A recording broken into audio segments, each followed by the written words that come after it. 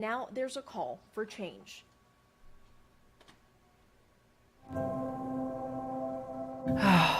Mom was complicated. She was a very good lady. You know, I grew up with my mom she was a single mom. She worked very hard to take care of me, and I was the only child. But my mom had a lot of mental health problems. She really struggled with a lot of things, and she never took care of them. And so sometimes our relationship was really strained because of that. But I always knew that she loved me, no matter what. Every year we typically had a New Year's Eve party. And so of course we were planning because it was the day before New Year's Eve. And we had made food, we had cleaned the house, and it was about 10:30, 11 o'clock and we were going to bed. And we didn't think anything with the phone ringing. And it was my stepdad's granddaughters. So it was an odd phone call, and they said, "We needed to let you know that something happened at your mom's house. There was an intruder. And all we know is that someone has been shot." Becky Everton's mom, Angela Heyman, heard a noise under the carport of her Baton Rouge home. When she went to check it out, she was met by a 15-year-old gun-toting juvenile, Xavier Cade. Investigators believe Cade got spooked and shot Heyman. She died at the scene. Her husband, who heard the commotion, grabbed a gun and fired back, shooting Cade in the abdomen. The juvenile shooter went to the hospital, and when he was released a week later, he was booked into this juvenile detention facility, but not for long. Our national investigative team uncovered court records typically kept secret involving Cade's juvenile criminal history.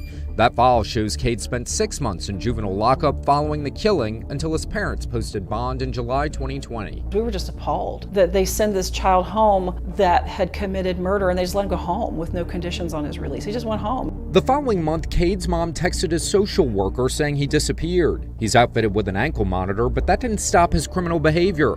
Months after getting that monitor, he stole a car in December of 2020. 2 months passed and more trouble. He removed his ankle bracelet and disappeared again. In May, prosecutors petitioned to get his bond revoked after Cade gets caught trying to buy a gun. Prosecutors say the ankle monitor tracking him was dead. Law enforcement sent him back to juvenile detention. But Cade had no plans of staying locked up. In October, he and 4 other juveniles violently attacked 3 guards and escaped in one of the guards' vehicles. Like, this is crazy. What is happening here? And why is it this person who murdered not adequately being held? There's a problem here. Cade's mother eventually turned him back in. In January of 2022, he was moved to an adult jail and later pled guilty to manslaughter, getting 25 years for killing Angela Heyman. Everton's issues are not unique. It's happened in Virginia. This was a very elaborate plan. It first started with choking out a prison guard and then going on to cutting a hole in the fence, and it ended with fleeing in a getaway car. Tennessee. At the Juvenile Detention Center, we had some youth escape from the Juvenile Detention Center. Mississippi. So it may seem quiet now here at the Henley Young Patton Juvenile Detention Center, but earlier behind me there was chaos inside of that facility. And Hawaii. The escape happened about 10:45 Wednesday morning at the Hawaii Youth Correctional Facility. Our team uncovered there are gaps with how escapes are tracked both pre and post-conviction. The Interstate Compact for Juveniles is a law that regulates juveniles between states. It logs escapes only if juveniles escape from jail and cross state lines. Since 2021, 89 juveniles have escaped secure facilities in America and were found in other states. But that's a low number because if they escape and don't cross state lines, that number is not tracked. Another entity, the Federal Office of Juvenile Justice and Delinquency Prevention, told us it does not track escapes. So we filed a series of requests with all 50 states trying to get their escape data. More than half responded. Most escapes happen from state-run juvenile facilities. Of those from 2021 to 2023, the data shows Louisiana reported 61 total, followed by Michigan, Iowa, Oregon, and Nevada. If you don't have proper staffing and coverage with the kids, that's going to be a problem. Part of the problem with juveniles escaping is the need for incarceration at all. Many juveniles reoffend and some of their crimes escalate. That problem facing the nation is familiar to Mark Stewart in Missouri. Stewart helped launch the Missouri model for juvenile justice in the 1970s, which has been widely praised and copied around the nation, particularly because the rate of reincarceration is much lower using this method. There was buy-in from the legislators, the judges, all those people, and again, they knew it worked. The model focuses on a therapeutic approach by turning jails and prisons into more group-like settings instead of cells. A trip to Missouri reveals their facilities resemble schools rather than prisons. There's no barbed wire and a welcoming sign. Missouri's model has been hailed a shining success. In recent years, their state's data indicates about 1/4 of juveniles reoffend after they are released, compared to states like Texas and Arizona, where that number is doubled.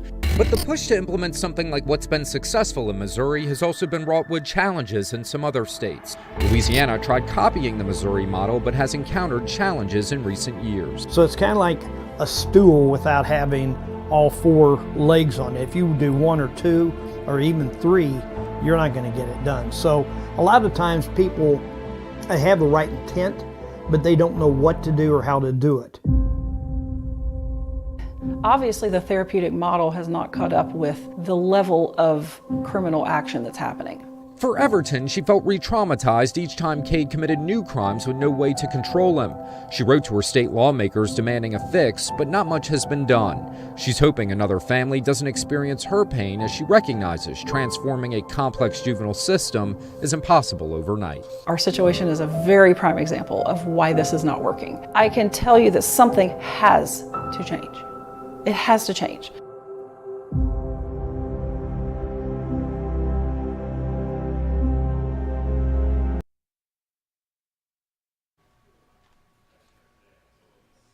Now, Cade's lawyers claim he was mentally ill and in crisis when he went on his crime sprees. They claim his age prevented him from understanding right from wrong and are trying to have his conviction tossed out. We hope you're having a great evening, and before we go, we'll leave you with a live look from our Mount Bigelow cam, where things are looking gorgeous down there in the city. Guys, the weather has finally changed. Fingers crossed that it stays that way. We hope you are nice and cool, and will join us for more news and weather on 13 News Live at 10. Have a great night.